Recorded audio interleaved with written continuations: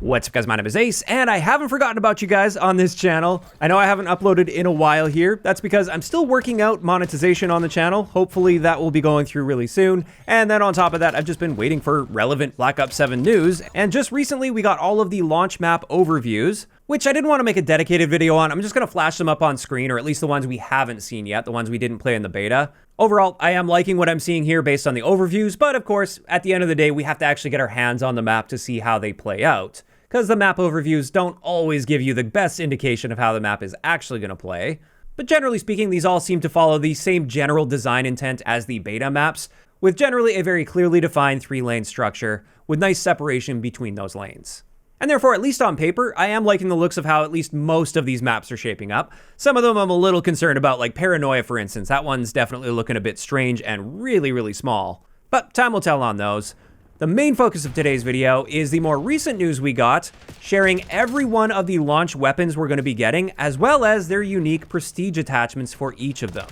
Also, they did show off the new look to the firing range. It's pretty much the same firing range as Black Ops 6, although one key improvement here is we will be able to cycle through our loadouts without leaving the firing range, unlike in Black Ops 6, and that's nice to see. I do like the aesthetic of this.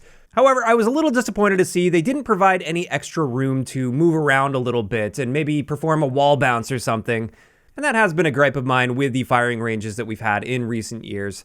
It looks like nothing's really changing in that area, unfortunately, probably due to load times.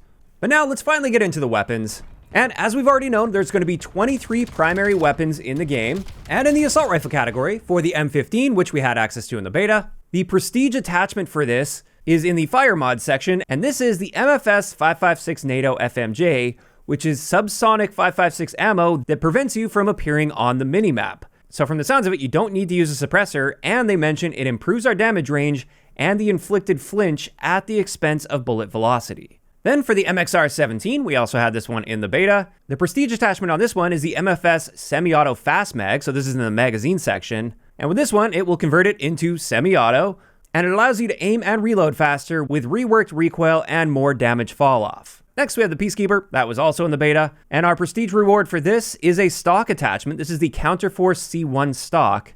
And with this, you retain the expected recoil improvements from the standard control stock. However, you also get additional improvements to recoil stabilization as well as tac stance spread while taking a small hit to handling. Then for the X9 Maverick, this one wasn't available in the beta. This one is a 3-round burst rifle with great damage and recoil control. And its unique prestige attachment is a barrel. This is the 14.6-inch MFS pulse load barrel. And with this, it drastically improves all facets of handling, and you're going to be far more stable in air and landing with a significant bonus to mobility at a moderate cost to damage range. After that, we have another new assault rifle, the DS-20 Mirage. And with this one, it's full auto with respectable damage and an integrated underbarrel grenade launcher. And our prestige attachment on this is the Mirage Tandem Launcher. This is an internal upgrade to the integrated launcher to fire 2 powerful explosive shells, meaning I assume without this, you're only firing 1 explosive shell. And then finally, for the assault rifle category, we have the AK-27. And with this, it's once again full auto, and this one is a very high damage with low vertical recoil, but high horizontal recoil and slow handling assault rifle. And the prestige attachment on this is a fire mod called Enhanced Cycle System, and this eliminates horizontal recoil with an improved fire rate at the expense of muzzle velocity and vertical recoil. So there we go. Definitely some interesting sounding assault rifles there. I'm looking forward to getting my hands on more of these. Next, let's get into the SMG category. And the first one is a Raiden 45K, which we had access to in the beta. It was one of my personal favorites. And the prestige attachment on this is the MFS full stock. So this is in the stock category. And this is an improved tactical spread stock that provides an overall movement bonus along with stronger improvement to hipfire and tactical stance spread and improved stability when jumping and landing. Then for the Dravik 45, another beta SMG. The prestige attachment on this is a laser. It's the Agile Laser Pro. And this overclock laser provides strong bonuses to both mobility and handling with a smaller bonus to damage range at the expense of recoil control and stabilization. Then for the Razor 9mm, also in the beta, we get a barrel for our prestige attachment. This is the 12-inch Sidewinder barrel. And this one provides a massive bullet velocity improvement with a significant improvement to all aspects of recoil at the expense of handling. Now, after that, we have the Carbon 57, and with this, our prestige attachments is a magazine, and this is the Renown Plus Extended Mag, which increases ammo capacity and drastically improves our base, aiming, and sprinting movement speed at the cost of damage range. Then the MSMC is back, sort of. This is the MPC-25 SMG, and this is a very high damage and excellent mobility SMG, but it has very high recoil and limited range. And with this, the prestige attachment is a barrel, the Stratus X barrel, and this drastically improves recoil and provides a far more stable firing experience, but your damage and range is reduced. However, you also get an increased headshot multiplier, which keeps your firepower competitive as long as you're mixing those headshots in. And then finally, for our launch SMGs, we have the RK9, and this is a 3-round burst SMG, and its prestige attachment is an underbarrel. This is the Iron Lung Hand Stop, which is a stackable attachment that improves fire rates through reducing burst cooldown, and it significantly reduces recoil when firing, but it removes the ability to auto burst. This also provides flinch resistance, but loses the ability to hold breath. So that one sounds pretty cool, and I'm glad they're including a burst SMG right at launch. Next up for shotguns, we have the M10 Breacher, which of course we had in the beta, and its prestige attachment is the XK Light Stock, and this one improves your sprinting and walking speed, as well as dive and slide to fire times, and spread when diving, sliding, sprinting, and jumping. But the cost with this is it does harm your damage range and your charge time. After that, we have the Echo 12, and the prestige attachment on this is the Greyhound Barrel, and this one provides a massive improvement to bullet velocity with a slight improvement to aim down sight spread, and additional improvement to recoil control at the expense of damage range. And then finally, at launch for shotguns, we have the Akita, and this is a full auto shotgun, and its prestige attachment is the Shock Stock. This provides a significant bonus to both mobility and handling at the expense of recoil control and spread.